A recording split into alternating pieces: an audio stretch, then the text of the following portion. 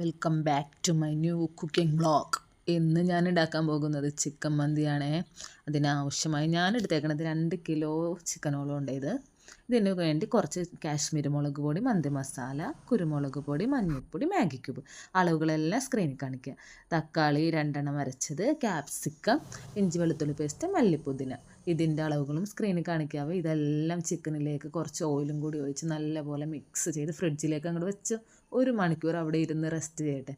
ശേഷം പാൻ അടുപ്പത്ത് വെച്ച് 250 ഗ്രാം ഓയിൽ ഒഴിച്ച് അതിലേക്ക് ഈ ചിക്കനെല്ലാം നമുക്ക് ഇട്ട് കൊടുക്കാം.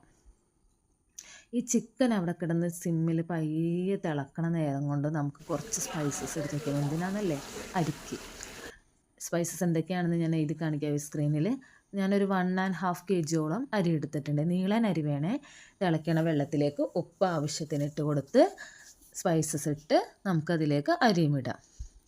നല്ല സമയത്ത് ഞാൻ എടുക്കണത്, പക്ഷെ റെക്കോർഡ് ചെയ്യണത് 1 വീക്കിന് ശേഷം. നല്ല മടി തന്നെ, കാര്യം എഡിറ്റ് ചെയ്യാനുള്ള മടി കയറിയിട്ടുണ്ട്. അപ്പോൾ ഈ അരി ഇവിടെ കിടന്ന് തിളയ്ക്കണ നേരം കൊണ്ട് നമുക്ക് കുറച്ച് പണിയുണ്ട്. എന്താണെന്നറിയോ? തീ കത്തിക്കണം. എന്ത് തീയാന്നല്ലേ, കണ്ടോട്ടാ. നല്ല കനലുണ്ടാക്കാൻ ചിരട്ട നമുക്ക് വാങ്ങാൻ കിട്ടുക, ചാർക്കോള്. ഞാനിവിടെ ചിരട്ടക്കരി ഉണ്ടാക്കിയത്. ചിക്കൻ ഒരു വശം വെന്ത് മുരിഞ്ഞ് കഴിയുമ്പോൾ മറിച്ചിട്ടിട്ട് അതിലേക്ക് തിളപ്പിച്ചൂറ്റിയ ചോറിട്ട് അതിൻ്റെ നടുക്കൊരു ഹോൾ ഉണ്ടാക്കി വെച്ചേക്കണണ്ട. എന്തിനാണെന്നറിയോ? അവിടെ നമുക്ക് കനൽ വെച്ച് കൊടുക്കണം. കനൽ വെച്ച് ചുറ്റിനും ഓരോ പച്ചമുളകും കുത്തി നിർത്തി വേണമെങ്കിൽ കുറച്ച് മല്ലിയും പുതിനയും കൂടി ഡെക്കറേഷന് വേണ്ടിയിട്ട് കുറച്ച് ഓയിൽ ഒഴിച്ച് കൊടുക്കണേ നമുക്ക് ആ കനലിലേക്ക്. അതെന്തിനാണെന്നല്ലേ, ഓയിൽ ഒഴിച്ച് കൊടുക്കുമ്പോൾ പുക അങ്ങോട്ട് പൊങ്ങും. മന്തിക്ക് വേണ്ടതും പുകച്ചുവയല്ലേ. കുറച്ച് ഓയിൽ അതിലേക്ക് ഒഴിച്ച് കൊടുത്തോ. കണ്ടാ പുക കൂടിയത് കണ്ടാ. ഇനി നമുക്ക് എന്താ ചെയ്യേണ്ടതെന്ന് വെച്ചാൽ ഒന്നും ചെയ്യാനില്ല, കുറച്ച് ദമ്മിടാം. കുറച്ച് ഭാരമൊക്കെ അതിൻ്റെ മുളകാണ്ട് കയറ്റി വെച്ചു. ആ പുക അവിടെ ഇരുന്ന് ശരിക്കും ഒരു 15 മിനിറ്റ് സിമ്മിൽ കിടക്കട്ടെ. നമ്മുടെ മന്തി റെഡിയായേ. ഇനി നമുക്ക് ആ കനലൊക്കെ എടുത്ത് മാറ്റിയിട്ടേ ചോറ് എടുത്ത് അതിൽ നിന്ന് മാറ്റാം.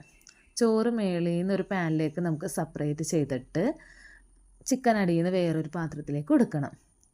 ശേഷം നമുക്ക് ആ ചോറ് തിരിച്ച് അതിലേക്ക് തന്നെ ഇടണം. ആദ്യം നമുക്ക് ചോറൊക്കെ എടുത്ത് മാറ്റാം. ചോറെടുത്ത് മാറ്റിയിട്ട് അടിയിൽ കിടക്കുന്ന ചിക്കനൊക്കെ എടുത്ത് മാറ്റാം.